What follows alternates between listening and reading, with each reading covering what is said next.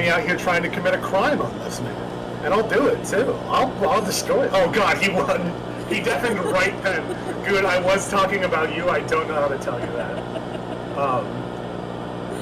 No. I was going to commit crimes. For a second, I thought you weren't live at all.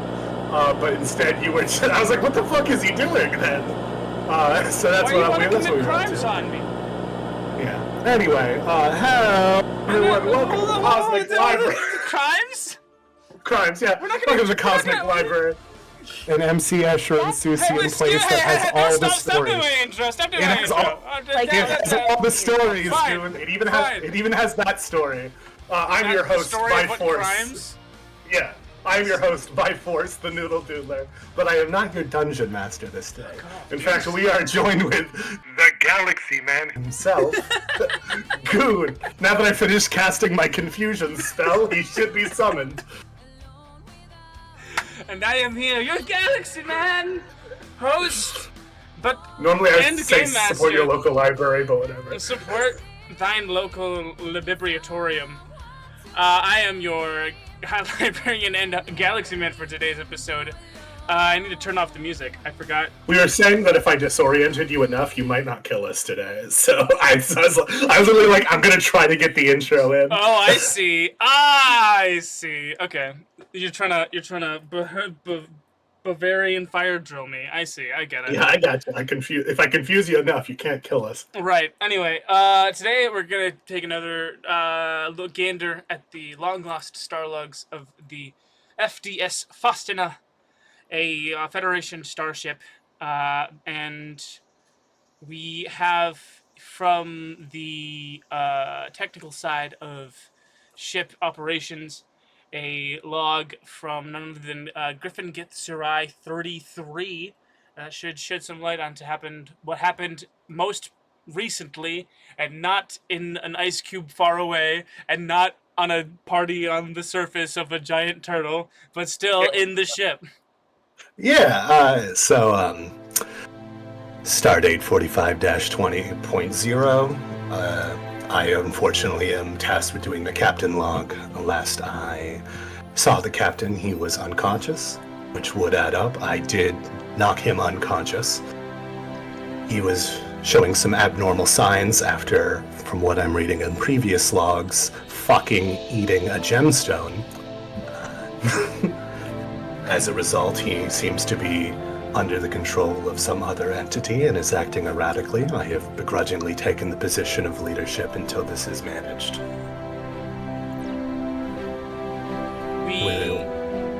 Oh, yeah, that's it?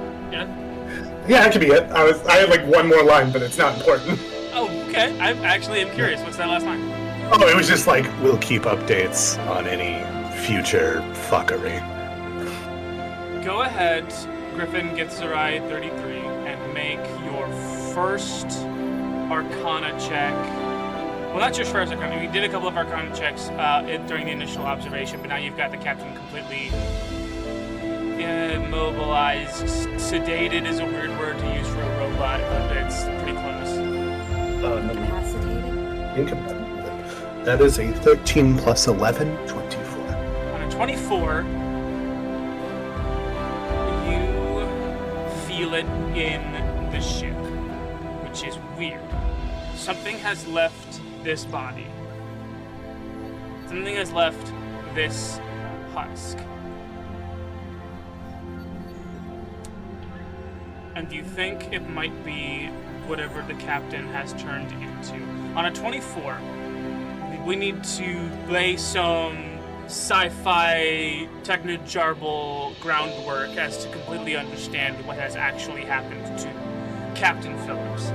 The flesh and blood Captain Phillips, for all intents and purposes, died. And his flesh and blood, highly malleable memories were uploaded into a memory for a robot. So we're already starting with some unreliable data being transferred into something that is, in theory, supposed to make memory more reliable, or at least one version of memory more reliable. The complex beauty of an organic mind is the way that it can shake itself through entropy to make things make sense. And what we've done is taken one version of the scrambled ideas and memories that our Captain Phillips and transferred them into what is supposed to be a machine that is unchanging. But of course, we both know that that's not true because he was taken control over by an outside force, this parasitic mimic that had found its way into the base of this thing. And in incapacitating Iron Phillips, the robot, you can sense that you've realized that a portion of the core programming that is Iron Phillips, a core section of his memory bank, has vacated this husk. Something has left. And there is data here that should be here that you are not finding in the source files. On a 24, you were also able to successfully retrieve the black gemstone that has done unspeakable things to your handiwork. Yeah, I just have it in a very, thick glass jar, and I'm just, you just see me with my free hand while I'm running through the files here. I'm just welding another metal seal over it. We flash forward to Griffin Githzerai, 33, and Dr. Silvertongue waiting in front of a replicator pod for a new body to print, and we can see on the front of the tube like a little progress bar. We see that it's about quarter to a halfway there. Griffin, have you brought the entity to this brooding session, or have you not? Do you try to make conversation? Yeah, I was kind of sitting there next to Juno, quiet for a while, because Griffin doesn't like to start conversations. He kind of goes, were you with him on the mission, or was that Shifra? Where he, if you don't know what he did, I don't know how to explain the motion I just did. Out of character, I think it was Lily, but I'm not positive. I do believe it was Lily. Yeah, I was with him. Yeah. I told him not to. I'm not 100% sure that it was the cause, because I reach into my bag, my pocket, and I pull out this parasitic thing in a jar. Oh. I found this in there, and it appears to be a little, different than the ones he ate, which I also had to... Why did anyone let him? He did it before I fucking do anything, my dude. Yeah. I'm not mad at you specifically, I'm just mad, Rightly so. Listen, I'm gonna... There's a lot... The man doesn't listen to me about his mental health, let alone his actual act. He doesn't listen to me about a lot of things.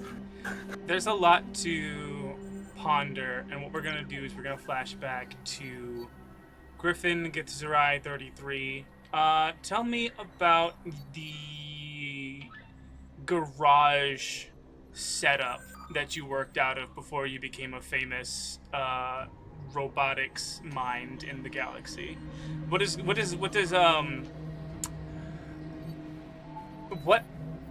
I give you the honor of naming the planet the Githzerai come from. And what their culture is like, what this garage looks like. So he's from, it's a kind of, Githzerai are generally nomads. They kind of travel the astral sea, but him and his father, more specifically, had settled down before he was old enough to speak on a planet known as Tyrion. That's Tyreon. And give you a second to, Tyrion, give you a second to write that down for your notes. And Tyrion is by and large, it is a scrap planet. It's where ships get break it apart for usable parts and things like that. And as of such, it is an ideal place for his inventor father, or was before he got a bit past his inventing days, as you can buy ship parts and little broken gizmos and doodads for really cheap. And more or less forced into the idea of following in his dad's legacy, this garage he works out of was set up just for him. You see a couple of broken, busted up chairs that appear to be from another Federation Discovery ship's bridge, as well as just parts hanging from the roof. And specifically, Griffin is working on a robotic, exoskeleton arm. And he goes, all right. And it just immediately bends the wrong way. And he kind of quickly shuffles it off, and it's hitting his arm with like a stim pack of some kind. Fuck! Dad, did you give me fucking broken actuators again? What are you talking about, broken actuators? Arms don't bend that way. Well, then... Well, where do you got your tolerances set at? 16 on the first one and 87 on the second. Well, that's your problem. They need to be in factors of 9. Fucking... I'm working on it, Dad. Give me some time. In the corner of your little workshop, we see the very first prototype of a mechanical mind. Yep.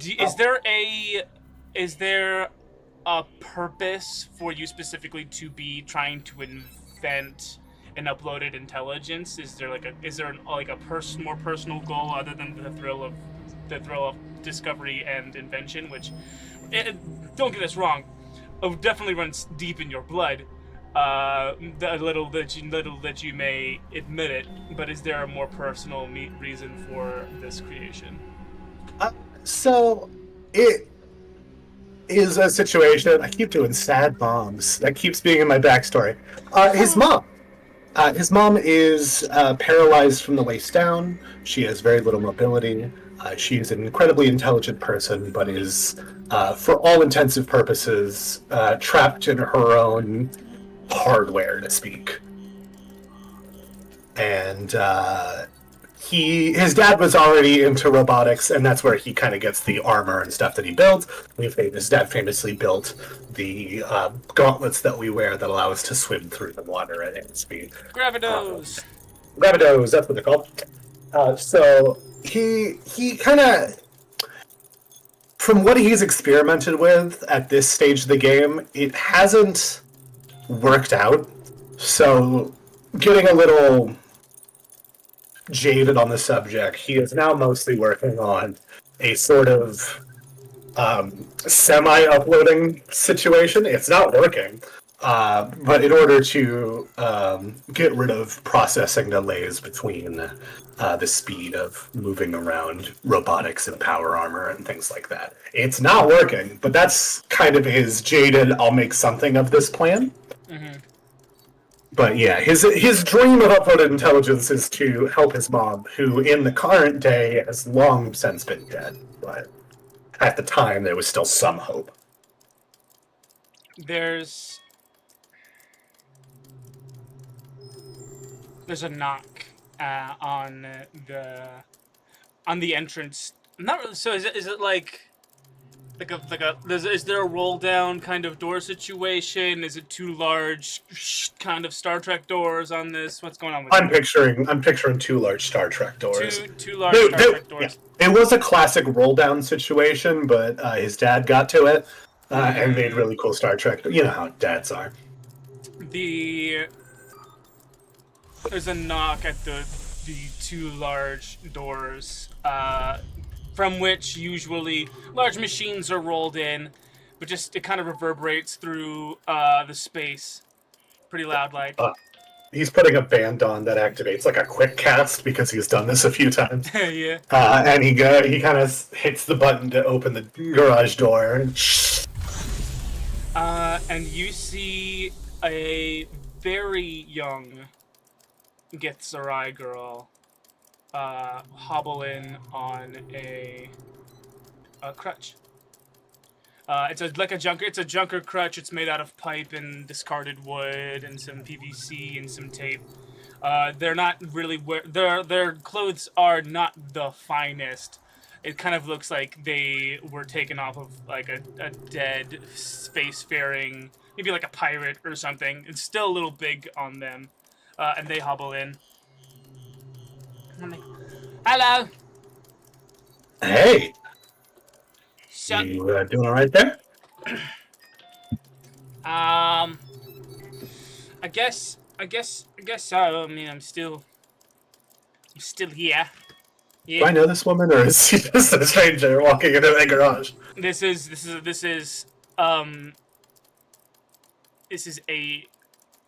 Githzerai equivalent of a 7-year-old girl just doing as she pleases with very little parental supervision. Are your parents around here somewhere? No, not really. What you making? Is that your arm is not supposed to go that way? I tell you that much. Yeah, factors in 9. Yeah, Teddy's kind of reaching it. Yeah. Do you got anything to drink around here? I mean, yeah. Oh, that's nice. Can I help? Can I help you? I mean,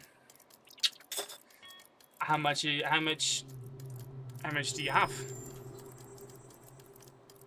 I'm sorry, I don't think I understand the question. Well, listen, if you change your mind, I'll be back. About what? She turns around and just leaves. Hey, no, hey. Can I have a sody pop? Yeah. He reaches underneath his desk to a little mini fridge he has and pulls out a fantasy equivalent of a Dr. Pepper. Thanks, sir. Thanks. Sci-fi equivalent, not a fantasy equivalent. Sci-fi. What's going on with I your... love a sci-fizz. Oh, good. What's... Sci-fizz, there we go. What's going on with your crutch there? What's happening? Oh, my lungs are fucked up. It's with the man with the robot legs, sort of a Spider Man. That's what he said. He said my lungs are fucked up. Spider-Man told you your lungs were fucked up. All right. Yeah. He's got like a stethoscope on his arm and a scalpel on his arm. It kind of flips like a, you know what I mean? He does this and a new thing comes out, and he said my lungs. He told me my lungs are fucked up. Do you need help with that? I mean, I've never made artificial lungs, but I could try. Well, at the very least, I could build you a better crutch than that. Really? Yeah. You do that? Yeah. Well, you know what? Give me a few minutes. Go ahead and roll Arcana to build this young girl a new crutch. Roll Insight if you want to get a better idea on her deal. Okay, yeah. So that was a 30 on Arcana, 19 plus 11. Sick. Let's see what that Insight's got, though. Here we go. That's an 8, 6 plus 2.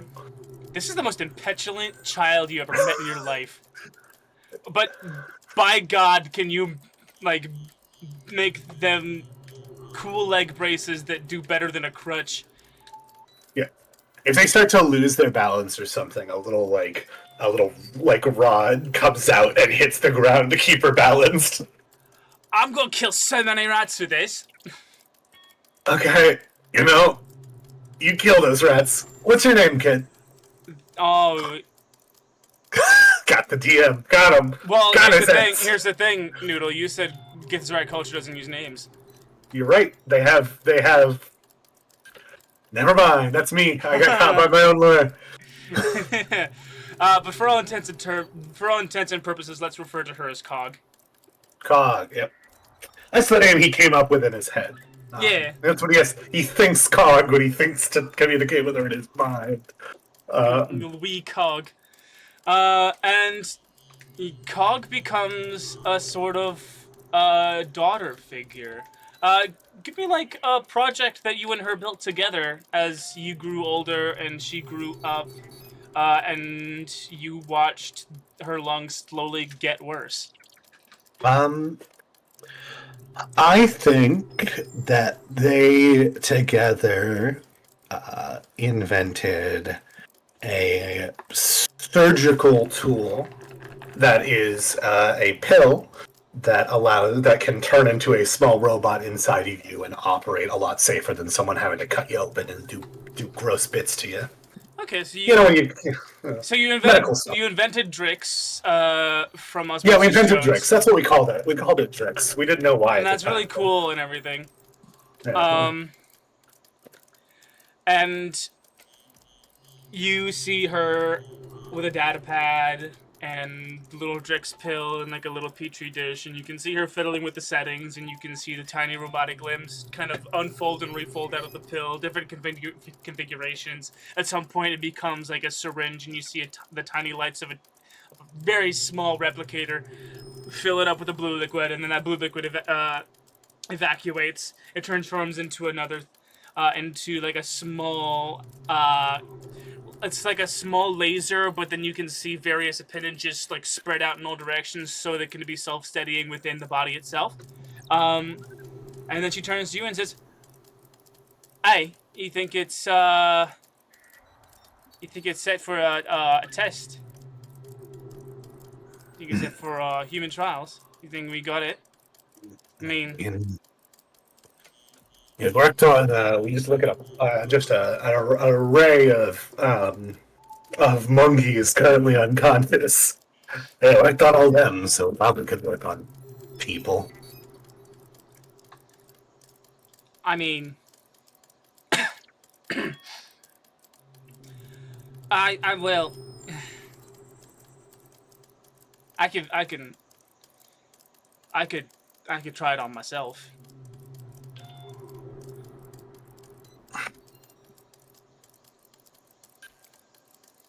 I'm worried. You know, it's one of those things. About what?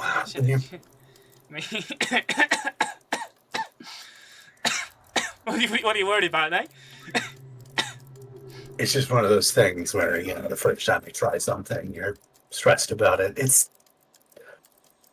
I guess there's no harm in trying. No, I'm not stressed. I'm not stressed at all. Yeah. Yeah, no, okay, yeah, we can give it a shot. I reach into the same now much more decrepit mini fridge, and I pull out a Sci-Fizz, and I offer the little pill, and I go, I guess we can get a shot. Are you sure? Okay, yeah, no. She grabs it, pops it in her mouth. Sci-Fizz. Actually, hold on, I have a can for this. Yep.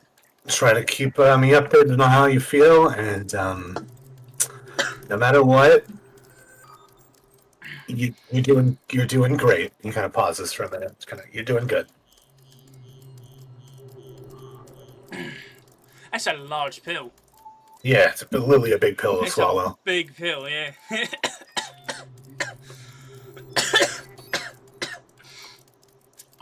You notice a little bit of blood come out of her mouth. Oh, okay. Hey, how you feeling? How's it? You feel alright? I'm good. Go ahead and give me an Arcana check as you, initiate Link with the pill, and start to do 28. Inside surgery. I'm sorry, you said 28? Yeah. I'm good at this one thing. I'm good at one thing. You're good at one thing. All right. So Link is established good. All the controls are working just fine. Now give me a medicine check. Okay. I'm okay at those.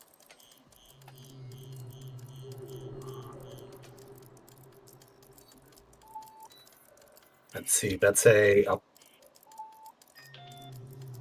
That's a 13. All right. You're, damn it, not a doctor.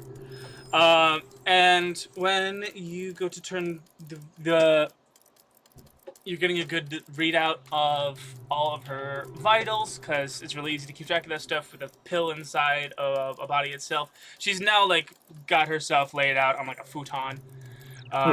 Can of Sci-Fiz pressed up against her head. I can feel it. It's crawling up. Hey, talking's probably not helping. I just felt it. I just felt it crawl into my esophagus and my pipes. Yeah. Make another medicine check for me. Great. That's fucking fuck. How am I only good at Arcana even my rolls are betraying me? 10. 10. She coughs up a lot more blood. Okay. She coughs up a lot more blood, and she starts to. She gets into like her stomach doubles over. She's holding onto her chest, just like expanding. more like deep green blood stains the futon, and as she is knocking things over, you see the prototype robot skull roll off of the nightstand and onto the desk that you're controlling everything on. Okay. All right. Well. Okay. Oh, shit. Vitals are fading fast, and I'm gonna go ahead and roll the sands. Yep. Sorry, flip the sands. Okay. I am going to. Step 1, I'm just going to hit her with the anesthetic, because I think how much she's kind of panicking is not helping. But I don't see a world where this. I think I'm picking up what you're putting down, and I'm smelling what you're stepping in here, Goon. I'm giving you a tragic daughter backstory. Yep. You should not have told me that you were a girl dad last week. I did say that, but after the show I said that, you motherfucker. I told you that after the recording was done. You son of a bitch. He's using personal information against you. The sands are going. I think we all know where this is going. If her vitals are showing no signs of improving, I very begrudgingly turn on the machine. And I'm making some dramatic changes to the programming as best I can. I've thought about how to make this work before, but I've never needed to actually make it work before. Go ahead and roll Arcana.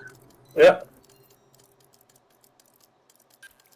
These dice are betraying me. That's a 27. Only Arcana, no medicine. 27. On a 27, there is the last piece of the puzzle between transference of memory. You've got the storage set.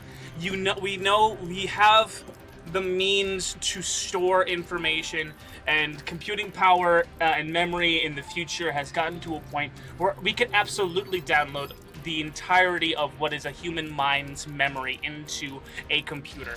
The problem has always been the interface between the flesh and the machine. And on a 27 in this moment, you finally just you flick open the programming, you go into Leviathan, which is Python in the future. It gets better. Huh? It just gets bigger. That Python just gets better. It's now Leviathan. And Java scripting does not exist in the future. It's all Python. I bet James's friend will have some words about that. And you have some more synapses firing. If you don't figure this out now, someone who you've watched grow up is going to be gone forever. And in the moment of adrenaline, where your brain needs to fast force an answer to this problem, you look to a tiny rubber duck that was pulled off of a Federation was pulled off a Federation starfighter. Like, some guy had this like tiny rubber duck that they used as like a good luck charm, but did not help. But now you have it. It was salvaged, and now it's on top of your desk monitor. And you look into the eyes of this rubber duck, and then finally the answer comes to you. The answer you finally get the connection between the way to properly encode from meat to digital, and you're able to upload that into a hypodermic patch that you slap onto the back of your neck. Go ahead and give me one last medicine check to see if you can't, just like one last ditch effort to get her back meat-wise. Meat-wise. Oh, fucking finally. Dirty 20. On a dirty 20.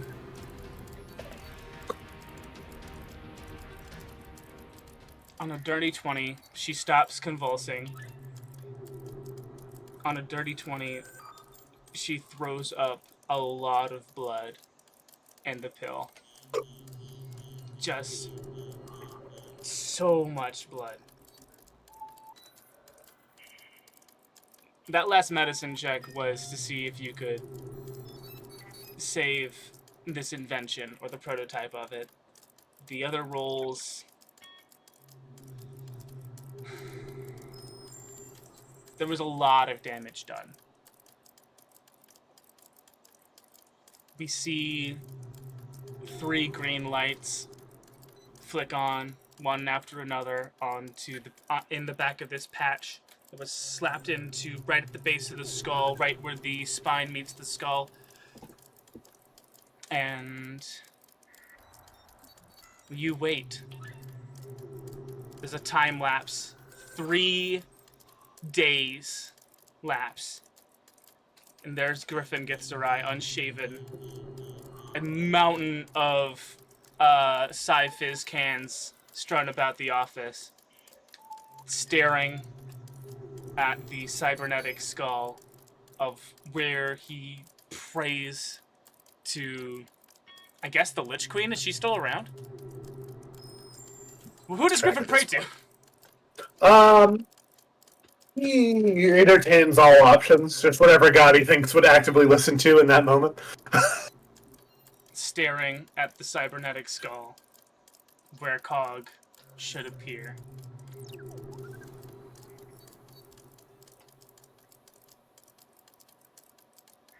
Come on.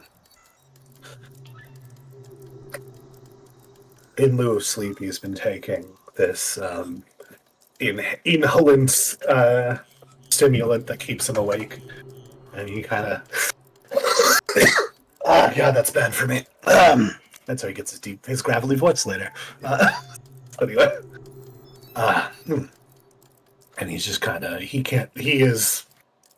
there's nothing behind his eyes but just staring. I think it's time, son. Let's put her to rest.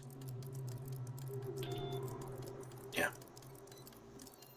I think you're right. Your dad goes for her feet. Does not smell good in here, I'll tell you that much. Oh, I can't imagine so. I grab her arms. Griffin gets Zerai 33, and I guess Griffin gets Zerai 32. Yeah, 32. Dad. He was just dad in Griffin's mind. Start to drag Cog out of the garage. When you hear a rustling behind you, like a little toy coming to life. Chattering of robotic teeth.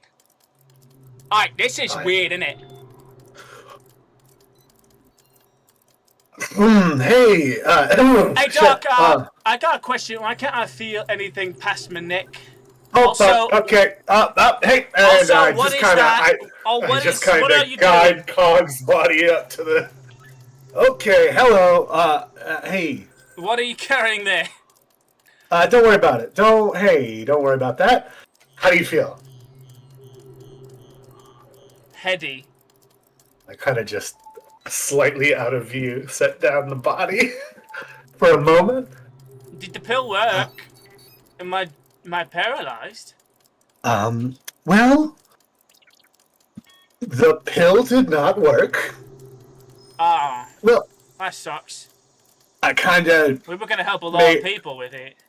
Yeah, I have some ideas for another model, but I did, in frustration, destroy that prototype. Don't worry about it. It's been completely atomized. It's fine. Don't worry about it. She, like, rolls onto the floor with a... Oh! And she sees the broken prototype of the pill. Ah. She sees ash. Yeah, no, don't worry about it. I got real mad at it. Yeah. I feel smaller, too. Yeah, I did not think about this part of the conversation up until now. Hey, what have you done to me, Griff? Well, you were dying, and now you're not. So let's focus on that first. And I'm That's a good thing. Pick that up. Do you feel okay? I feel... I guess the word is numb. Yeah, all over, and I can only move my eyes and my mouth, and I don't particularly... I feel restrained in that regard. Yeah, I did not think that I was going to have to get this far with what I did, so I have not planned... The good news is I'll get right on that. That's the good part. Get right on... Wait.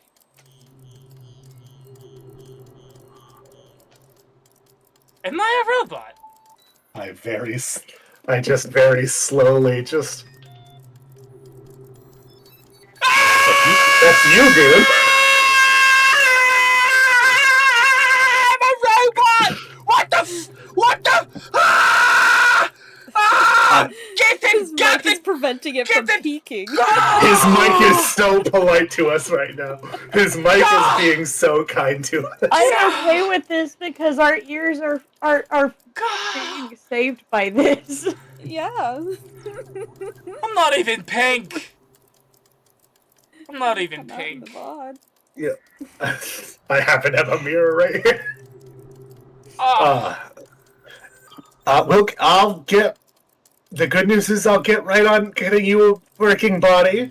Dad, I need you to run the fabricator. I know it's expensive, but we'll make it work. You're paying me back, you know that. I will figure it out, okay? I'll figure it out. Apparently this is why I joined the Federation, was to pay for this fabricator for the... We see Griffin Gitzerai going on tour talking about his scientific achievement. We see Griffin Gitzerai giving talks, publishing books. This was all about the day he discovered how to upload the Cognitive Operative Genome, or COG for short. Well done. I thought about that real. Yeah, I was thinking about that quickly.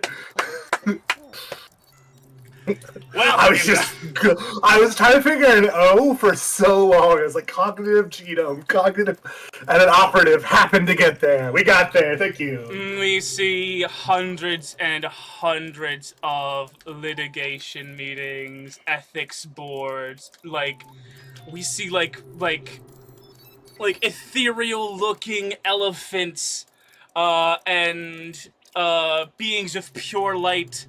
And the crystal, great mind of Hal Force 7. The great mind of Hal Force 7.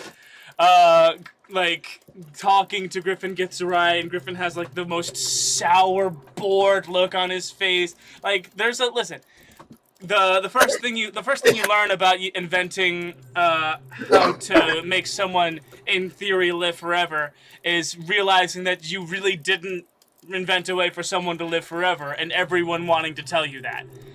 Yep. This is how I got so jaded. Yeah.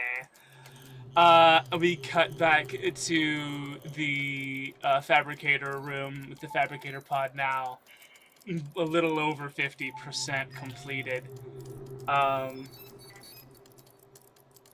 back with Silver Tongue and Griffin gets her eye.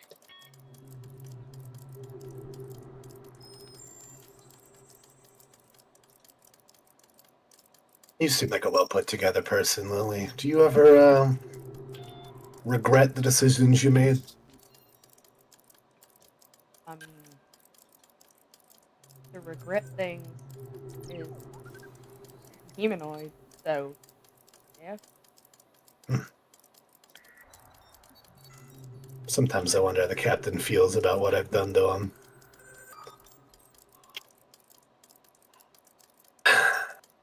It's gonna be a fun week in therapy for you.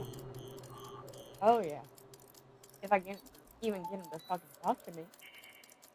Do you want me to program that in? I'd elbow her a little. Don't do that. I'm sorry. Yeah. Then consent. I can't physically do that. It was a joke. The labor board, the ethics board made me not be able to do that with the programming we use. Lily, what's your home planet like? I think because I've been watching Stargate, it's Space British Columbia. Space British Columbia. Wait, that's not the accent for it at all, is it? Canada fun. All right, Space Canada. Okay, cool. What's like a Washington it's Space accent? Canada, but it's Southern accent for some reason. And also, you speak with a Scottish one. Space is weird, okay? Space is weird.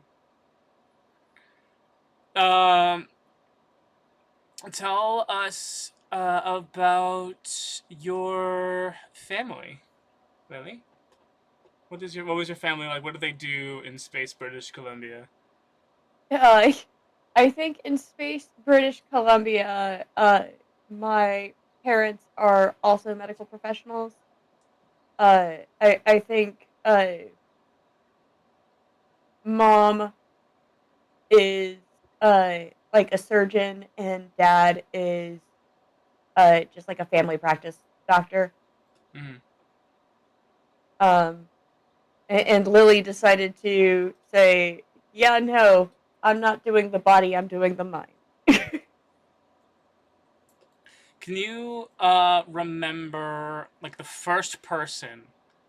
They may or may not need to be from Space British Columbia, but the first person where you looked at them, heard what they were saying, and was like, why?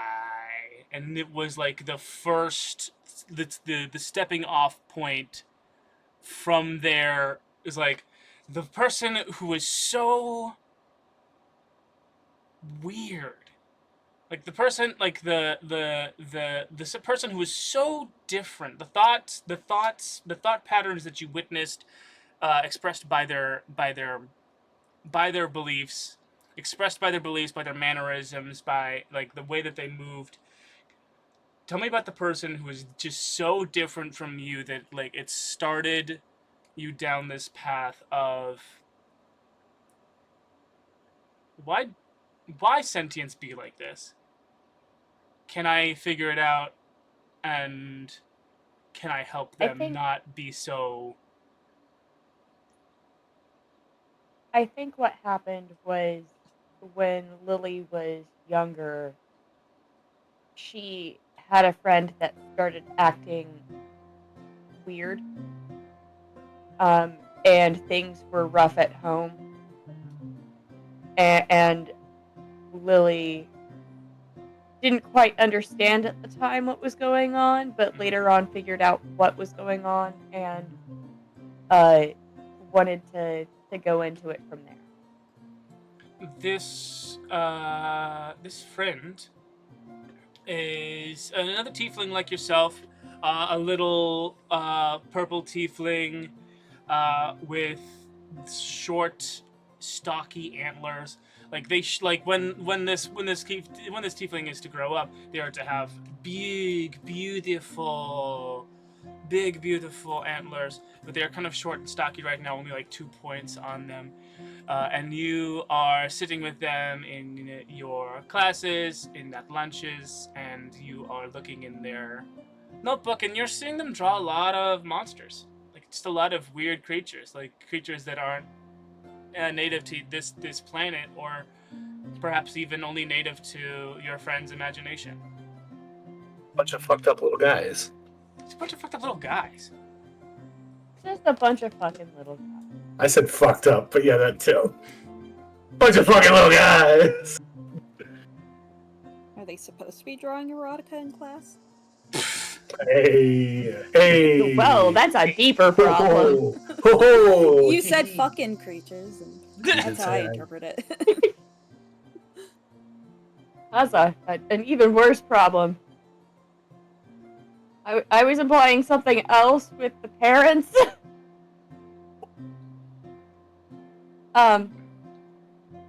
Hey, what's I like your art. Thanks. It's like a multi-tentacled, like, ram-headed thing. Why is it always tentacles? They fucking follow me everywhere. I'm so glad you asked. It all started with the assassination of Archduke Franz Ferdinand. That's true, by the way. When we're talking about tentacles are implied. It's this multi-tentacled, like, ram-headed creature in the drawing is slowly dismembering. A horned man, antlers and a tail that is spade-shaped, just getting ripped apart by this monster. It's very Art Nouveau. Huh? What's that? It's an art style.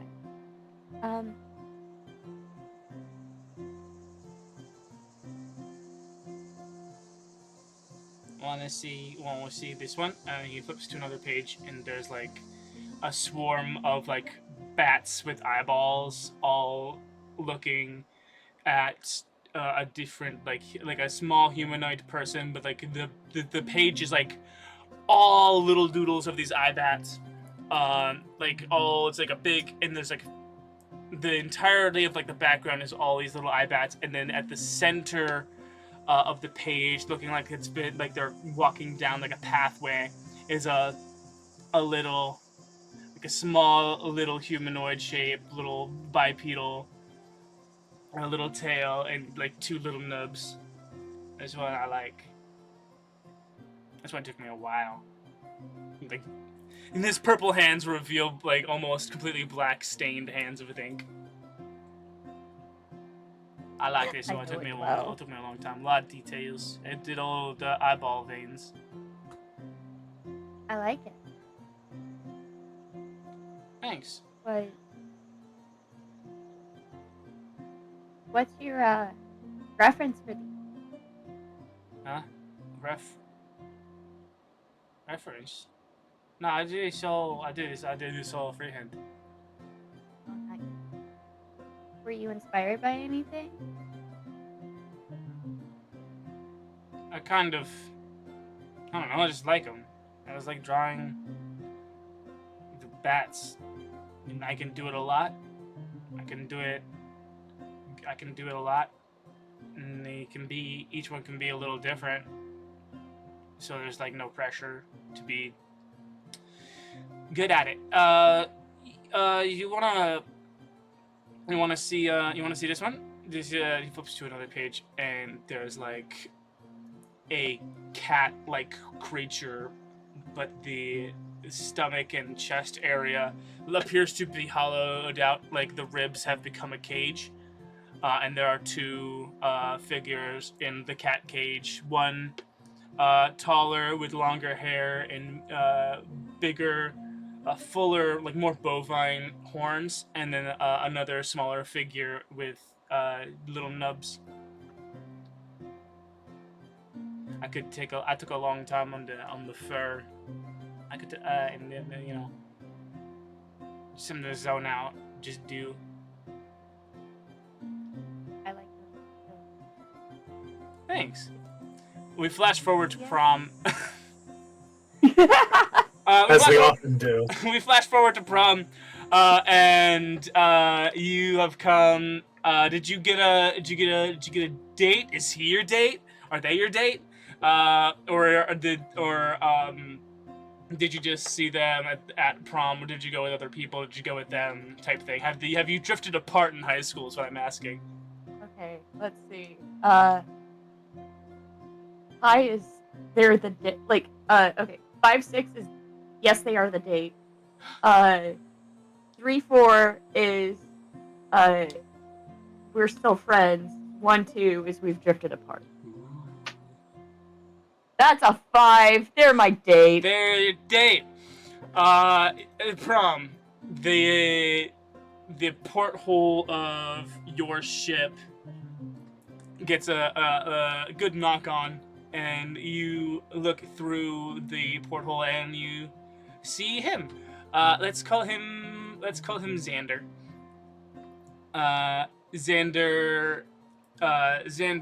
Fuck, I forgot what I'm trying to think of a good last name that also means purple.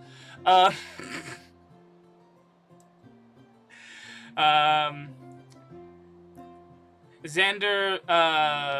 Vi.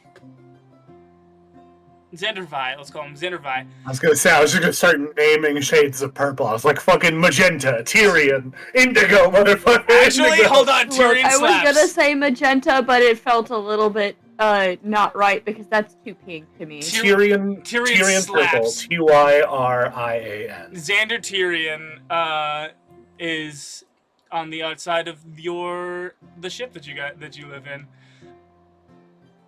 And the bay door opens, and you see him walk in with a bouquet of some kind of vine-based fruit, something cross between like a grape and a durian. I love that you said grape because I actually cannot have grapes in real life. So durian. Grape and durian. It's like a mix between a grape and a durian. It's like a spiky little thing on a vine in clusters, and he comes with a bouquet of that, and the biggest shiner on his eye that you've ever seen. Hey, honey, you all right? I'm good. Don't worry. Hey, don't worry about me. Hey. I got you these. Aren't they nice? Don't worry about it. Hey. My dad just got mad because he found out I was. Don't worry about it. I'm gonna roll deception if you want to roll insight. Yeah. Okay, so he's a high school aged boy, so let's give him his deception +2. All right, cool.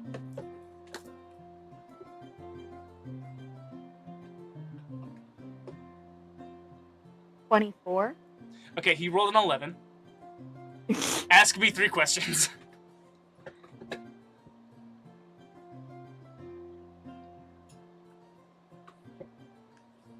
You want to get out? Huh? You were whispering so much. You were already quiet, yeah. And then you started to whisper. You ask me 3 questions. Okay,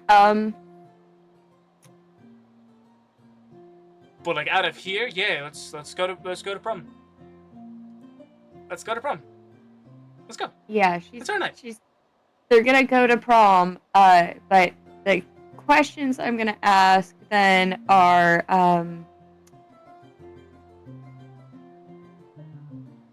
does he and his mom have a place to go?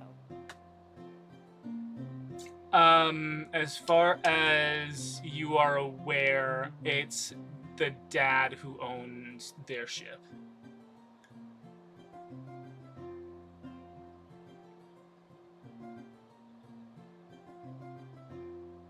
Are there resources for us to be able to get them out?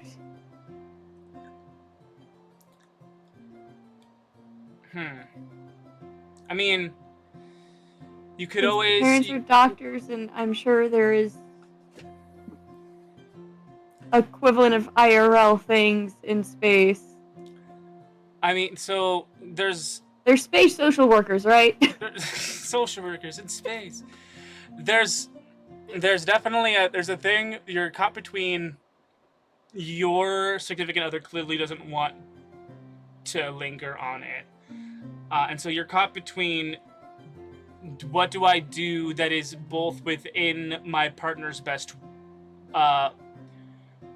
What is something that my partner needs, and what am I allowed to do for my partner based off of, like mutual respect?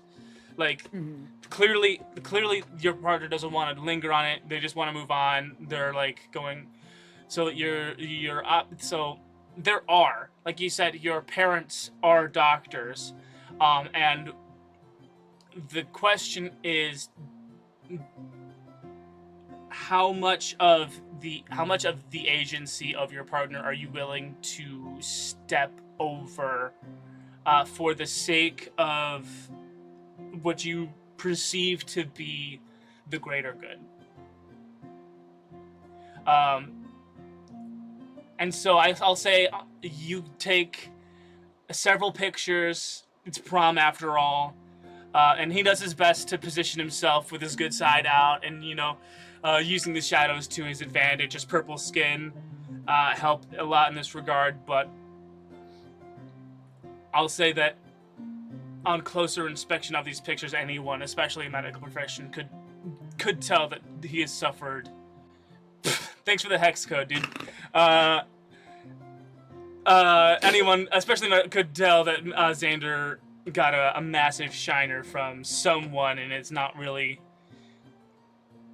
it's very apparent that he was assaulted. Like anyone could tell. Any medical professional has the capacity to tell that he was assaulted.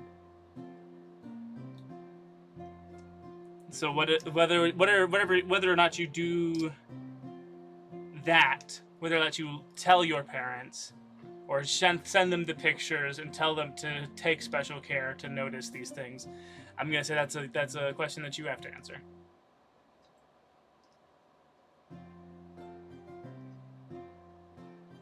Would his mom accept help?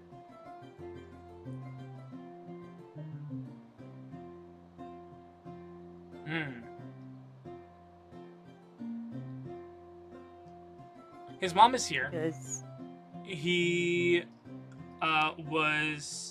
he's being dropped off by his mom in their little speeder. The plan was to take your dad's speeder. Your dad has a much nicer speeder than his dad and his mom. A fact that is lost on nobody. And you see that she was fortunate enough to not be bruised in a apparent place. But you give her a hug, and you can feel how she winces. I should put a trigger warning at the beginning of this episode. yeah. You look into her eyes, and you can see so much joy and so much love, and you can see it only amplified by the bitterness of the pain that she's putting on a really brave face. I want to say on this really good roll, you got a 24. It's a matter of fear. She is afraid, truly afraid. She is in a corner, and she would like to go somewhere else, but she does not really believe in freedom. There's that missing from her, but there's also she hasn't had the time and the resources. She's the part of abuse that is sometimes overlooked is how monopolizing a controlling partner, an abusive partner, can be, so that no attempt can be made.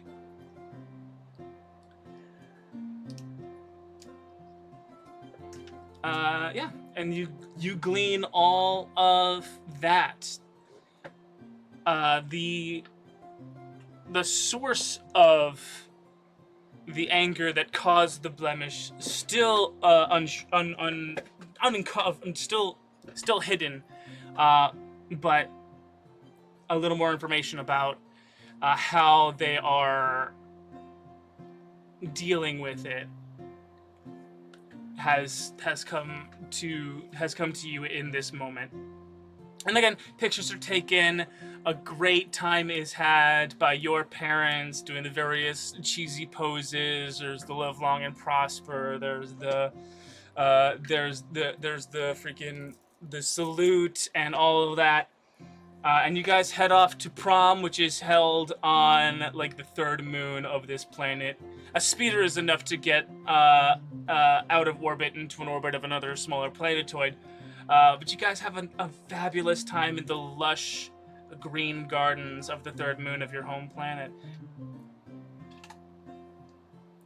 And slow dance comes on. He holds you really tight.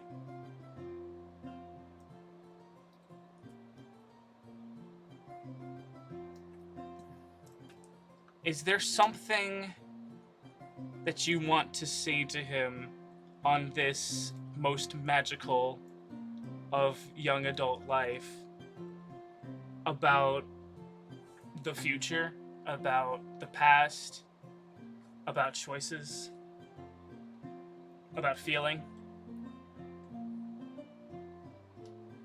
You know, no matter what, you can always talk. Again, you whispered. You know, no matter what, you can always talk to me.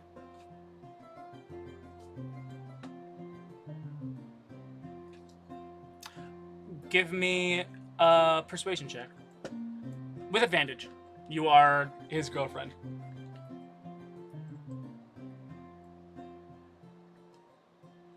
Oh! Advantage, nat 20. Nat 20. Good job, little spinner. I need to get off this planet. So a total of 29? 29. I need to get off this planet. I need to get off this planet. I know we're on the moon. I need to get off this planet. I'm gonna sign up for Starfleet.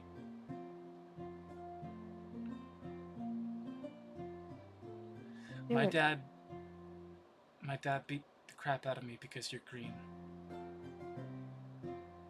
Why does that? It doesn't. But it doesn't. It never.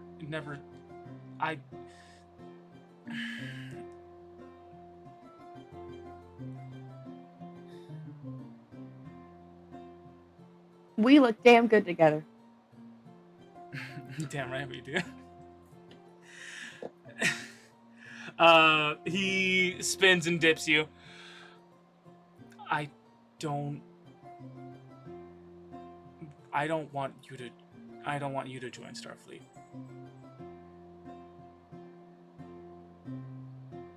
Why not? It's dangerous.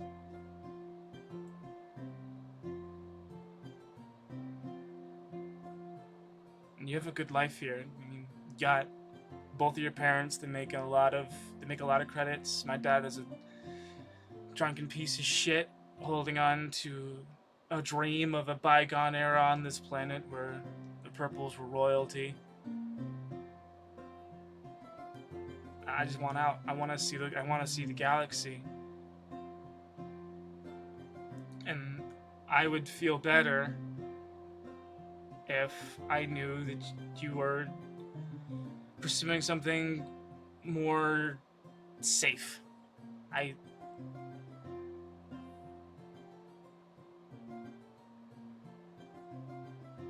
wanted to study civilizations.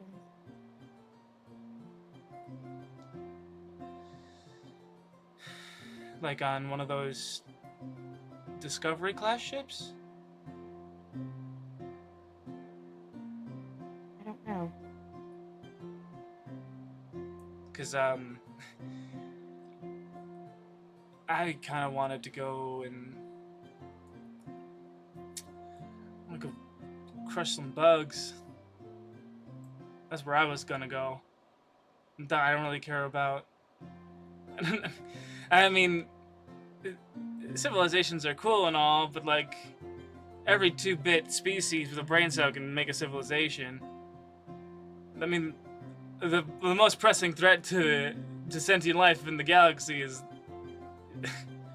it's the Tri-Horde, man. I think I'm gonna go crush me some bugs.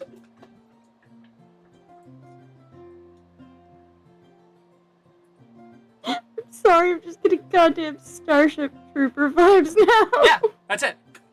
Congratulations, you got my sci-fi reference. I haven't seen that in forever. Somewhere off in the distance, this guy is doing a Helldivers somewhere. And we're just chilling. Mission to destroy all the Cybugs. What is it? Rico is actually off in the distance doing his dance thing. Yeah, it was Space British Columbia, but somehow we are now Space Buenos Aires. Yeah, I talked to the recruiter, and so I'm all set to enlist as soon as I graduate. But if you wanna, I mean,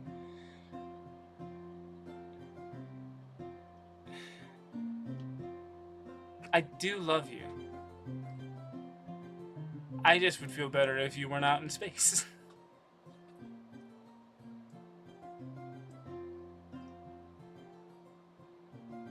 There's only so much you can study on your home planet about different cultures.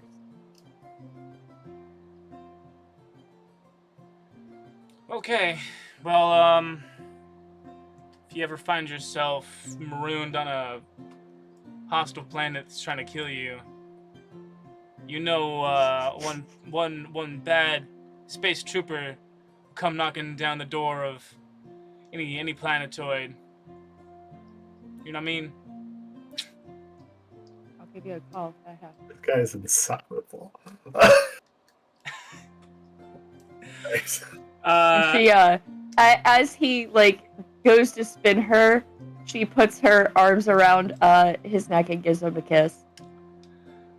We see a sky of alien constellations and a beautiful, beautiful painted line of asteroids that splits the sky in a multicolored display of cosmic beauty.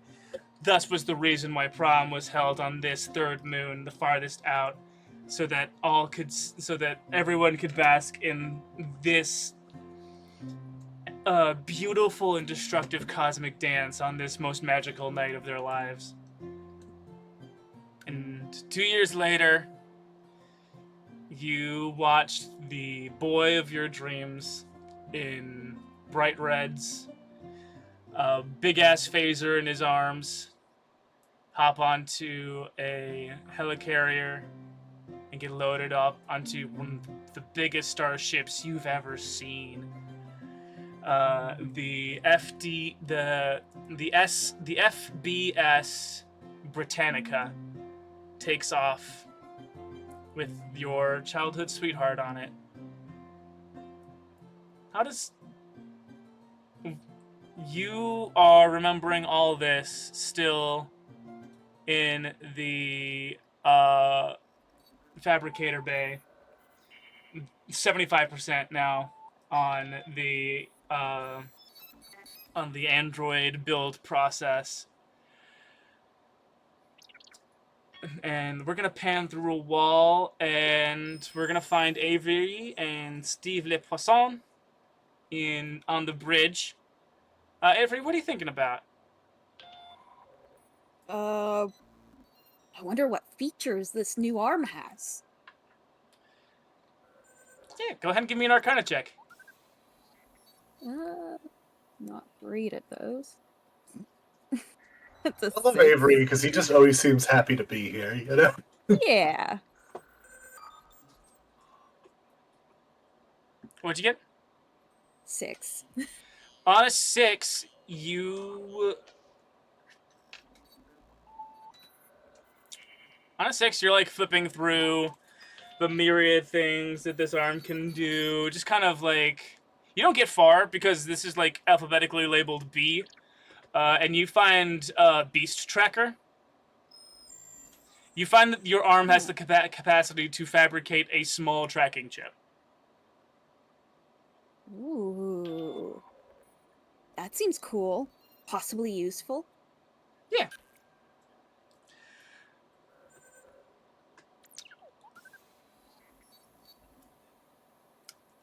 You guys are in charge of just keeping the ship. I think Steve has got it more or less. If you wanted to probably sneak off and play Galaga or check out the, check out the more stuff that your arm can do, you could probably sneak off to the holodeck, load up a program or two, start some hardcore slacking off. He's not abusing that Beast Tracker feature I added. Yeah, let's go to the holodeck. Let's test it out. Hell yeah. I'm just gonna move you on the map.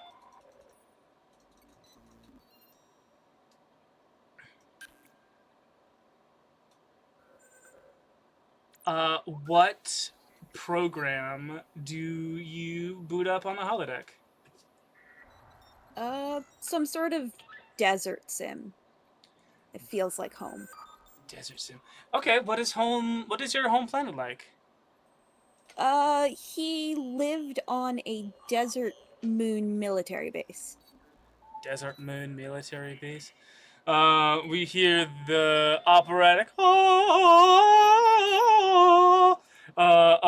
indicative of a desert planet.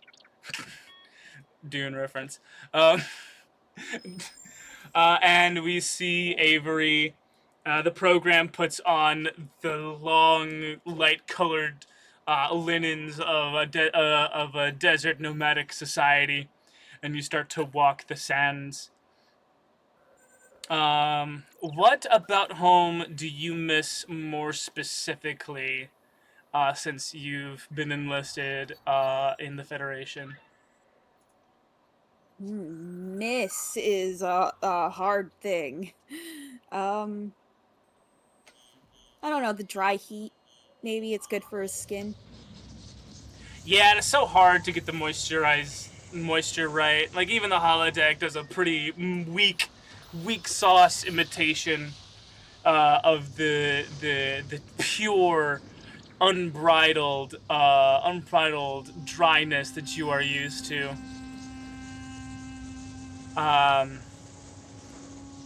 The outpost where you grew up is a series of sand domes with portholes cut into it. Think of Naboo. Think of Tatooine. Three Suns. And the large reptiles, pack animals. Did your family have any of these? Yes. Do you remember anyone in particular?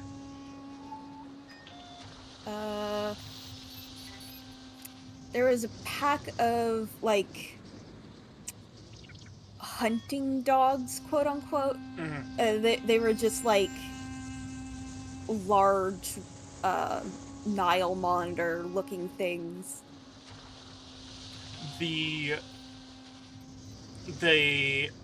What's the name of this desert moon that you live on? Ooh, Scorchius. Scorchius. The Scorchius long dog is a hunting lizard that takes after not only the Nile crocodile, but also bringing it back to python. Resembles in a python in pure length alone.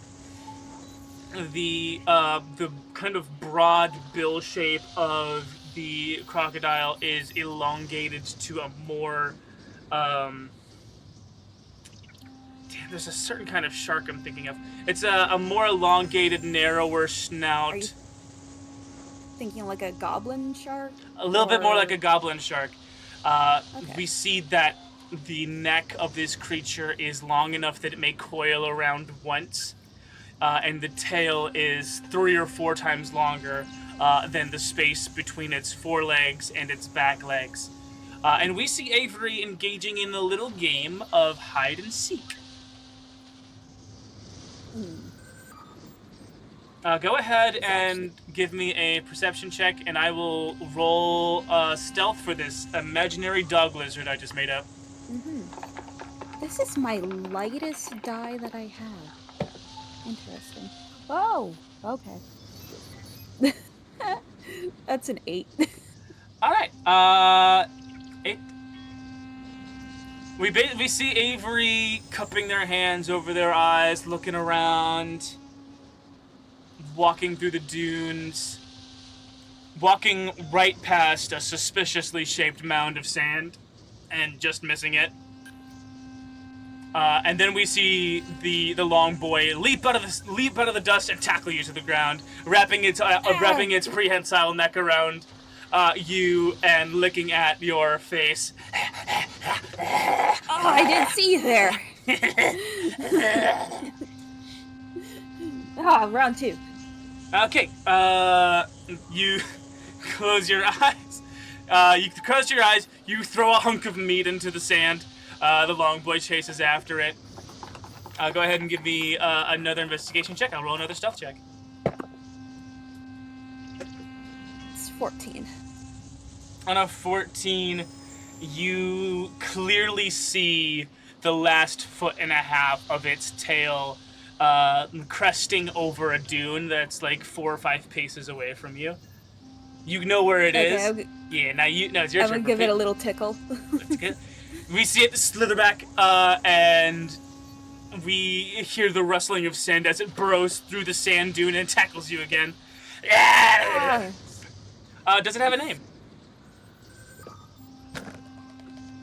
Ashton was the first thing that came to mind. Ashton the long boy, let's go! Ashton the long dog. And we see in a very similar way as you are pondering these memories, we see a long boy get loaded into the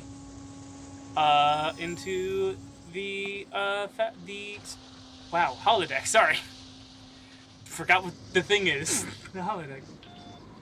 Yeah. Oh, hi there. Computer meat. I'm sorry, what?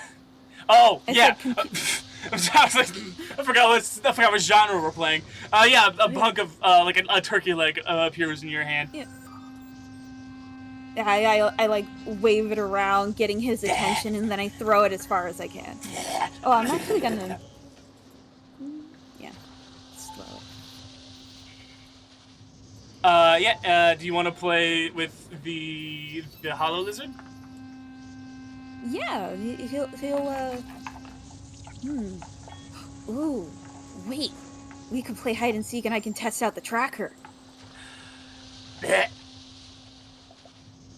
It cocks its head at you, and it cocks its head, but then it keeps corkscrewing because its neck is so long. Okay, how does this thing work? It's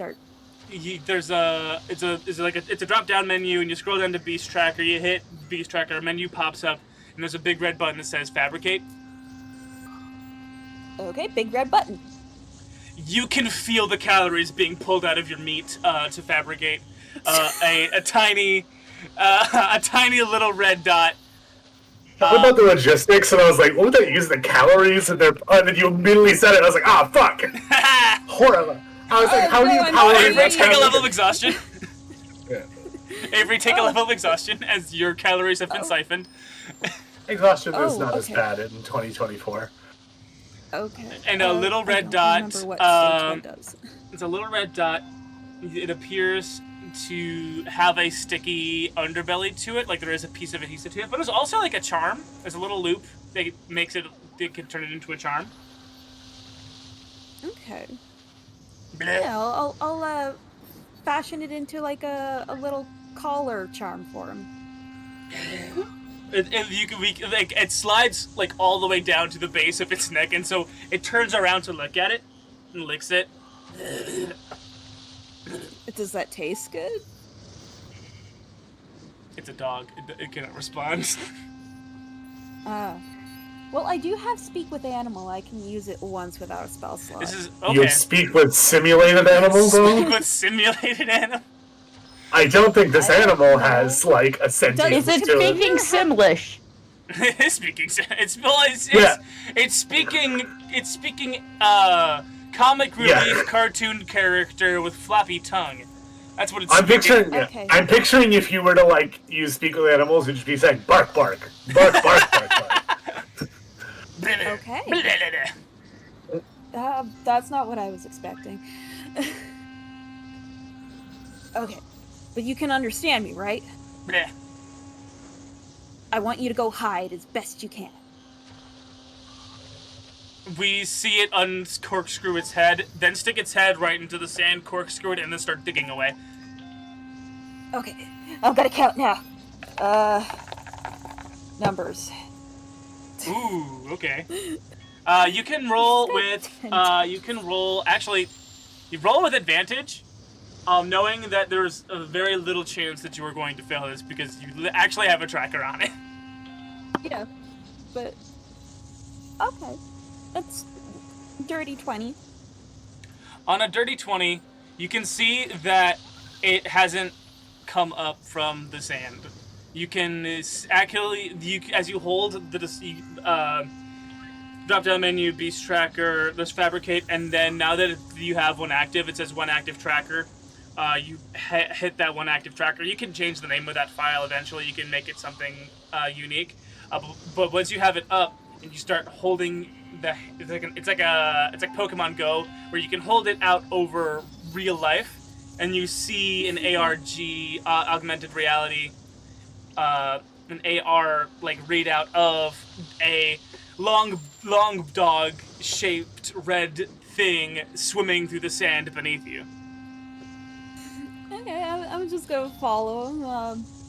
Once he gets close enough to the surface, I'll try like dragging him out. Yeah, and that is just describe what is the hunting stance of your people and culture?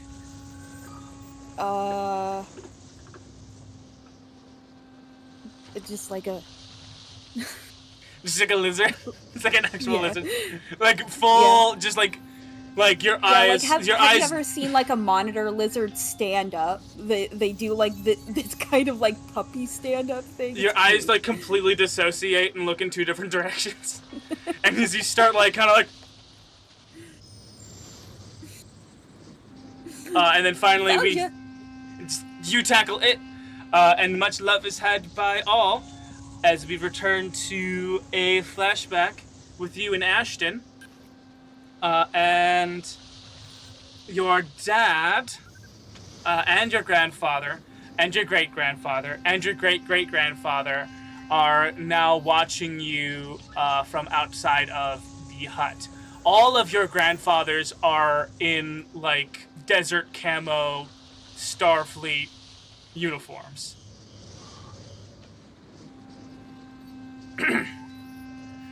Having fun? Yes. Yes. That's allowed, right? I suppose. We're not actively under threat. When are you going to enlist? When are you going to enlist? It's been a while since you were hatched. We figured it's about time. Okay, if you think I'm ready, I'll do it. Okay. So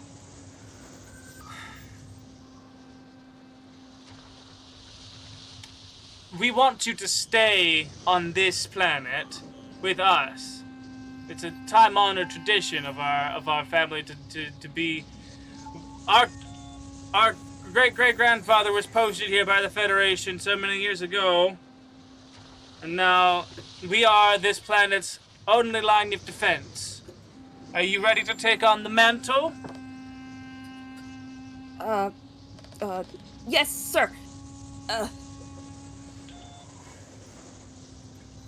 See, I told you, he's not nearly rebellious enough. We need to send him off of this planet. Nah, that's what I was saying. And we see, like, a line of lizard men just kind of, like, telephone down to, like, the oldest amongst them.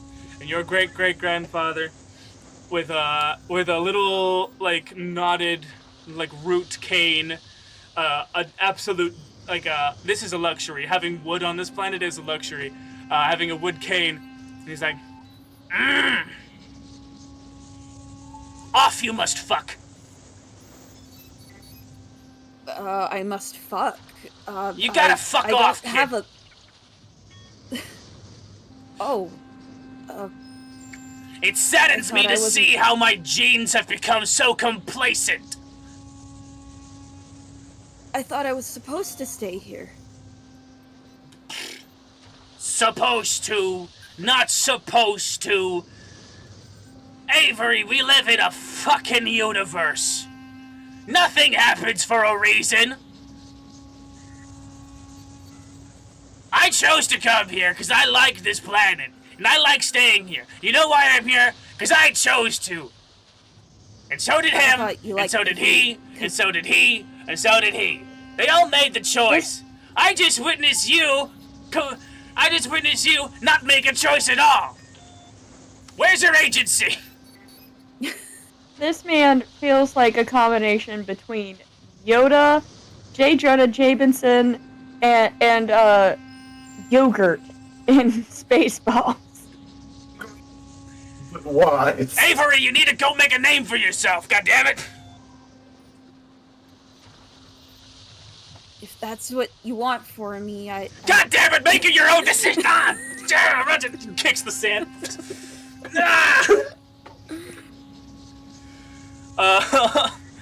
And so, we see Avery pack up his duffel bag, and on the next Federation Federation ship that passes by for supplies, you go in, and we see your grandfather being held back by your great-great-grandfather. Your great-great-grandfather is being held back by your great-grandfather and your grandfather. He's like, he's not making his own choice! He's just going into peer pressure! Get out! You gotta stay here! You can't leave, Avery!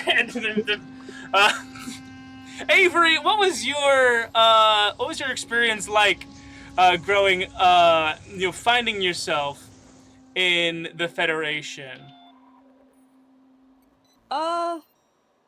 Starts out just... Okay, he reads the manual. What's the manual say? These are my duties. And then somebody asks him to do something that's not in his duties, and it blows his mind. How did this guy get to hunt changelings? Did he stumble into the wrong meeting? Yes, basically. Yeah. Okay, cool. Exactly what I thought. This is the story. This is the story. Told me to do. Yeah. It's not even your officer. He's like the same rank as you. He's like, hey, you want to go drinking? Do you want to go out? That sounds like fun. Probably. Okay, Avery's in. Who else wants to go drinking? Let's go. We'll go to a bar. You're getting trained on like the jungle planet of Venus Omega, and you are hanging out in like a fruit pod that was hollowed out and turned into a cantina. He's got like one of those handkerchiefs that's like for sweat, but it's taking the moisture off of his skin. See, and then this is why, and so I told that clanker, he can go back to the scrap pile that he came from. I don't take orders from no droids. And then that's how I got this scar. And he unbuttons his uniform, and you see like a brand of like a robotic hand on his chest. Yeah, I've been around the galaxy once or twice, got into a couple of scrapes here and there. Yeah, that's how I got this Does that rebellious still spirit. hurt? Oh, yeah, every time I see a robot, it burns. Oh. Yeah. Every time I see a robot, I burn on the inside with hatred. That must really suck for humanoids. They can't shed their skin. You can shed your skin? You realize you're the Yeah. only, like, not, you're the only species here that's not at least some part human. You're here with a full-on human, you're here with a half-elf, like a tiefling, like a half-orc, and you're like the only lizard person here, and not a single one of these motherfuckers sheds their skin. Yeah, I don't get to keep scars. They just kind of fade away over time with each shed. That's crazy. Can you shed now? Shed. No, Shed. no. Shed. Shed. Shed. Well, Shed. Shed. if I get Shed. really Shed. stressed Shed. and Shed. stuff, like, if my body needs to, it does. I can't force it. It's not an on-command thing. You get a tap on your shoulder, and standing right behind you is your superior officer. Oh, You see everyone else at the table stand up and get an attention, like they've done something very bad. Yeah, no, he's like, ah! Gentlemen, his face shifts into the face of one of your comrades. Gotcha! Oh, whoa! You could change your skin like me. No, not like you. Not like you. No. It's kind of illegal. Don't tell anyone I can do that. Mine was a different thing altogether. Wink, wink, nudge, nudge. I just heard that if you got stressed out enough, you'd shed your skin.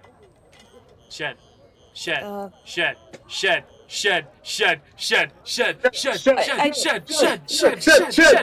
Peer pressure. Okay.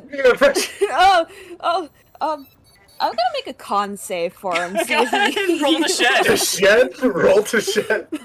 That's a 10.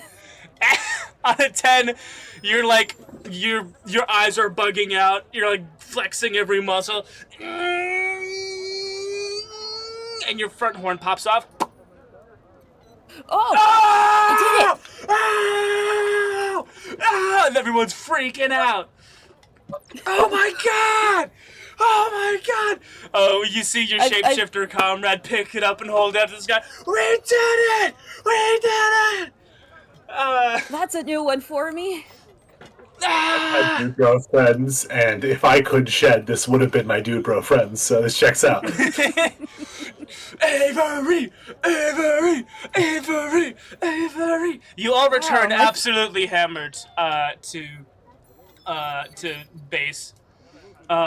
He feels really special right now. He made friends, kind of. Avery is cock of the walk as he returns into the base. Everyone went to the bathroom in this huge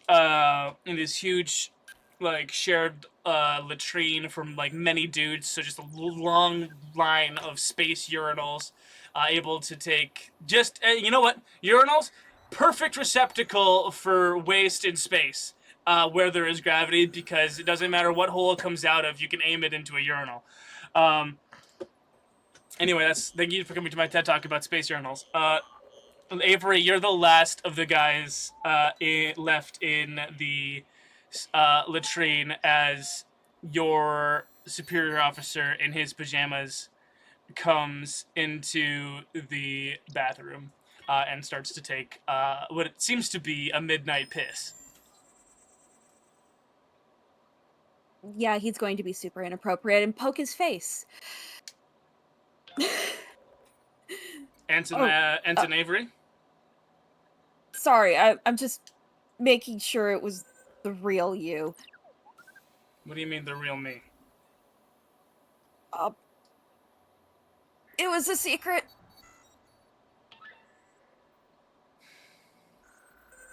Come with me.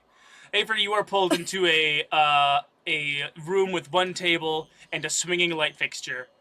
Tell me everything you know. Oh, no. Tell me everything you. Go ahead and I'm gonna roll. Go ahead and roll Constitution. I'm gonna go ahead and roll Intimidation.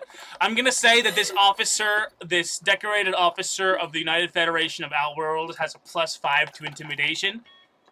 Oof. Well, I only rolled an 11. He only rolled an 18.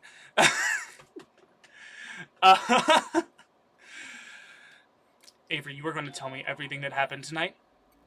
Is that understood? Yes, sir. You completely rat out your friend, your fellow comrade, who confided into you that he is in fact a shapeshifter of some kind. And early that morning, you and your fellow cadets are lined up in front of the base as your shapeshifter friend is taken in cuffs onto a hover transport. And one of the officers cuffing your would-be friend is none other than Inuashi Gunjin. And he breaks off from his partner, taking in this shapeshifter, and talks to your superior officer, and then comes down the line to you. Excellent work, Ensign Avery. Have you considered maybe using your particular talents to help the internal security of the United Federation of Outworlders? I like helping. Very good. Come with me. From this day forward, you are trained alongside with Shifra in the ways of tracking down and mercilessly arresting / killing shapeshifters. Avery is the most trained and highest paid out of all of us, purely by stumbling into it. Todd Chavez of the galaxy. Yeah. I love him. Did I make that reference correctly? You did. Okay, good. Awesome. Have you not watched BoJack Horseman? I did not realize he was from BoJack. I don't think I made it that far. Oh, wait, no. Todd is... Okay, never mind. I know what you're talking about. Okay, cool. He's in episode 1. I forgot what his name was. In my head, it was always just BoJack's stoner friend.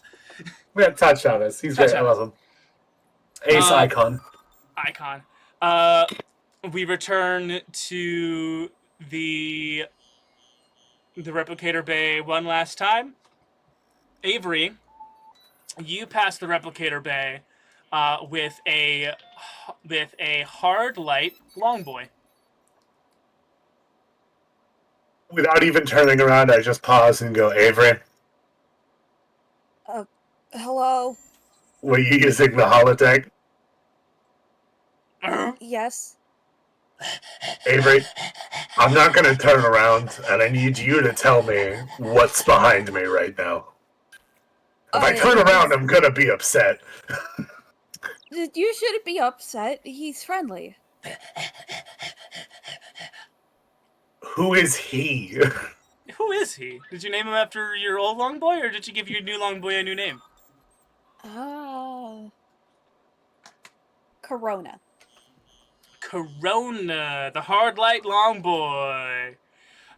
For those of you who are wondering what the hell we're on about, Avery is now a Drake Warden.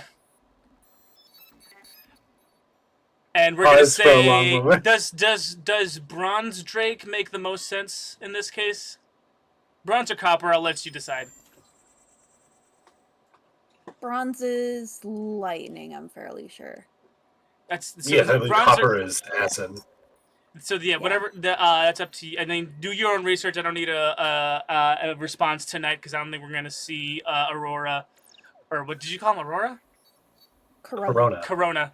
I don't think we're gonna see Corona in combat for a little bit. So you make the decision later on whether or not it's gonna be bronze or copper Drake for your Drake Warden shenaniganery. But yeah. I pause for a long second. Take a deep breath. Are you having a good time, Avery? I think so, yes. That's okay, right? I'm gonna not turn around, and I'm gonna let you have this one. At that moment, we see the lights flicker throughout the ship. You get a couple of pretty gnarly readings coming through. You see that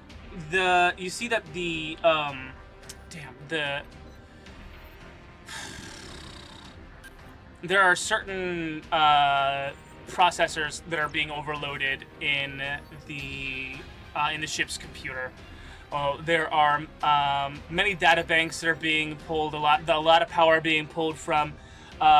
You can see a large amount of energy being pulled from the teleporter facilities sections in the circuits. From there, a lot of power is being pulled directly from the already pretty faulty tractors. And you hear Trish over comm say, Griff, yeah, we're lights out on generator 1. What the hell are you guys doing? I'm using the fabricator. The fabricator pod is shaking as the bar reaches 98%. Are you fucking kidding me? How's the other generator looking? I could probably fry an egg on it, but it looks like it's holding together pretty good. All right. Trish, if you could. Not Trish. That's who I was just talking to. Silver Tongue, if you could keep an eye on the fabricator. G1 needs my attention as soon as possible. I rush out of the room to go handle G1 because Do you take the specimen with you? I don't. I think I put the specimen away the second I was done showing it. I do not want that shit getting out. Away where? It is with fridges where you put blood samples. I assume it's in a chamber of my robotic suit that I wear. Oh, okay. Yeah, I hope that. You got it No Man's Sky to your chest. Yeah, kind of. Yeah. And I'm rushing. All right. Go ahead and make me an Arcana check with disadvantage.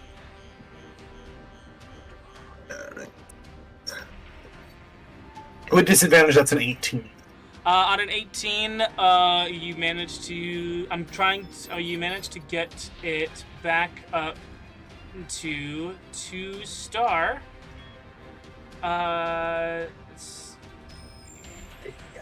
Both generators took damage when we first fell out of the sky and landed on this wacky planet.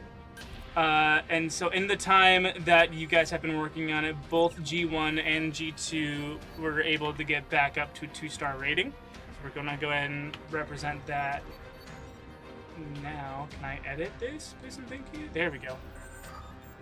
Star. Not equal sign. There we go.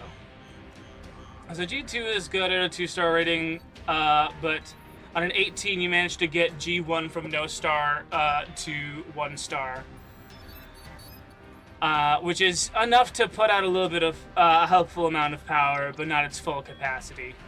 Yeah, I'm mainly just trying to get it not to put all of the power onto G2, you know. Yeah. I'm mostly just trying to get a few functions off G2 so that it doesn't overheat and bust as well. Silver Tongue, you see the fabricator's progress bar reach 100, and a large amount of futuristic neon-colored steam gets released from the pod door as it slowly opens up, and a brand new, more detailed blank body is revealed. Does not appear to be awake, but a new body has been created. We can see a lot of inlaid light circuitry in the pod still going, like an aurora, like a halo of circuits running into the back of the brain of this a brand new birthed android. And that is where we're gonna end tonight's session of Deep Space. It was about time you guys, these last few characters, got some backstory. Yeah. Like some actual flashbacks. And with James gone and his characters being pretty important to the other groups, this was our only option. We haven't gotten a Mira backstory yet. I still need one of those. No, we haven't. Mira. We'll get to that. We'll get to that. This week's art was Study Break with Clariel and Gideon. The Who are homies. chilling out, having a study time. They're really cute. They're really cute. I'm not gonna lie to you. Congrats to... I haven't seen it yet. Congrats to Lissa, I assume, being the only one who voted last week. I didn't vote, actually. Oh, damn! Somebody else wanted this cute couple. Me. Yeah, it does look like a selfie that Clariel took. Yeah, that was the idea. Yeah, so I didn't even vote. If I'm looking at this right. I could have sworn I voted. You voted for Lissa's suggestion. Apparently. It's time for I thought it was more and another Patreon art poll for Whoa. this episode. This episode of the Deep Space. I need to find out what number it is. Deep Space. That's the you know what? That's a benefit of having so many player characters is that eventually everyone needs a flashback episode, and so I have a lot of. If I need to, I can just do that. So much setup. So much setup. So much setup so that it can be so. This is episode 10. If you haven't figured it out yet. Thank you very much. Episode. I couldn't remember 10. if it was 9 or 10. I just pulled up the YouTube real quick. Episode 10. We'll call this one Buffering. Buffering. Who's got Patreon art for me? I would like Trigger warnings. Yeah, put trigger warnings. Yeah. Oh yeah, trigger warning. Yep. Probably. I mean, abuse, obviously. Medical trauma, maybe. Yeah. I was trying to think. Definitely something for that. I just didn't know what the quite correct term was. Toilets. Maybe not space toilets. Body horror. Body horror. Body horror. Space toilets. Just in case. I think that covers it. Medical trauma, body horror, abuse. Space toilets. Space toilets. It's just funny. Listen. Who's to say our trigger tags shouldn't be funny? Toss it in there. Toss one in there for fun. Space toilets. Anyway, I would like Griffin in the foreground and Avery walking behind the door with the holodeck long boy. Just hey, I'm not gonna turn around. Damn it, you swine. I'm not gonna turn around. Avery's new dog. If I turn around, I'm a willing accomplice, so I'm gonna face this way. I'm gonna face this way for plausible deniability. Okay, then I need his great-great-great-great-great-grandfather freaking out as he's boarding the ship. Where's your just doing it because we told him. Where's your agency? Where's your agency? Where's your autonomy, boy? I love Avery's great-great-grandfather as a character that I just made I've up. said it before, and I'll say it again. He is the most agreeable man in the world. Where's your agency, Avery? Where's your agency, Avery? Yeah. In this cosmic soup we call life, where's your autonomy? How do you spell agency? A-G-E-N-C-Y. Yeah. Where's your agency, Avery? What you got for me, Lissa? Prom. You want the kiss? You want the kiss under the stars? Yes, kiss under the stars. It's the prom night. Space prom. Woohoo! Space prom. Woohoo! Space prom. Trigger warning. Space prom trigger warning. Space prom, space toilets. All right. All Space this balls. space balls. If you want to have a say in which Patreon art is made, all you gotta do is come on down to the Patreon, TCL TTRPG at patreon.com. That's patreon.com/TCL TTRPG, where you could vote and see all of the fun art that we've made for the campaigns, highlighting our favorite moments from all of our campaigns. And also you can see our bonus content if you are a patron at the $5 level. Become a Cosmic Library card holder and get your own uniquely numbered Cosmic Library card. The Cosmic Library card also has a space on it for a picture. If you want to put your picture in there, if you want put a picture of your OC in there, if you want me to draw a picture of you or your OC, I can do that for you. I'm willing to do that for you, from you, my lovely patrons. Get your very own Cosmic Library card by signing up at the $5 level, and you can get access to bonus content like the decompression chamber and the study hall for this campaign and the other campaign, respectively. We're about to go and record the decompression chamber for this session as soon as we're done recording here. But if you want to support us in other ways, you don't have to stop here. You can also go to Good Stickers and stuff, where we have merch. We have stickers of all of the Second Chance crew, all of the Chop Shop crew, and stickers. A sticker of the DFS Fascina is still in the planning stages. I'm gonna get to it eventually. I might also. And don't forget my favorite. Have you seen this asshole? You seen this asshole?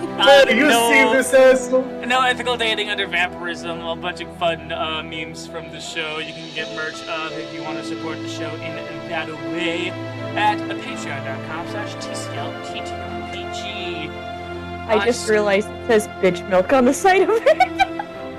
You've just now realized that I put bitch milk on the side? Look, I am tired. It's been a long day. I've been up since 6 a.m. and for most of that I was outside in the sun. I see. You're sunlogged. Sunlogged. Bitch milk, 100%. 100% bitch milk. 100% bitch milk.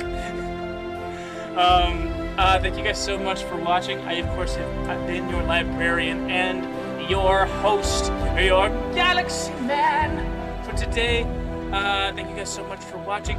Joining me as the star-crossed space lover in space has been Dr. Silvertongue, aka GamerGirlllisa. Hi, we do things in space, British Columbia, apparently. Space, British Columbia. Playing the lizard dad of one very, very good boy is Avery, played by the Moss Creature. I'm gonna teach you all the tricks, and I'm gonna make you a nice bed, and you're gonna stay in my room. I'm made of hard light. Oh, you can talk. You can talk this whole time. And playing disgruntled scrap uncle, whatever happened to Cog between her ascension? Some ideas. We can talk about it. Hell yeah! Playing Griffin Gets Ride 33 has been the Noodle-Doodler. God, I hope Avery's trading that hand well. I gave it way too many features. Entirely too many features. So many features. I shouldn't even have let him move it, honestly. I thought he was gonna find a way to abuse that, honestly. At the very least, you made him sign a waiver. Yeah, no, he did. Oh, yeah. If he gets vein rot or cyberpsychosis, or the hand telling him to kill him, kill all of his loved ones. What did I say in that original one? Roll the clip. Something like that. Something like Well, that. find the clip. Find the clip. Find the clip, Noah, in the future. Thank you guys so much for watching Deep Space. I hope you all got wet. It's the Space Cat. Yeah, it's a space kitty. It's a Space Cat. She does not want me to be holding her, but I don't care about that fact. Yeah. She's a dog. She also wanted out of the My name, not doing it. I just been playing Galaga. Avery, Yeah. is that Galaga? No, I'm doing my job. It looks a lot like Galaga. It's impressive to play Galaga with one hand, I'll give you that. That's why I'm here. I'm sorry, I got distracted. By using these experimental prosthetics, you agree to take on all responsibility from Scion Resonance Technology Incorporated and are forfeiting your rights to seek compensation from any of the following potential side effects: vein rot, cyberpsychosis, cortex erosion, scarring, the prosthetic speaking to you and only you, trying to convince you to kill your friends and loved ones, and nausea. Should any other effects present themselves, you agree to mediation with the great mind of Hal Force 7 before any legal action. Do you agree to the following terms? Is the answer yes? Yeah, the answer is yeah. Good job.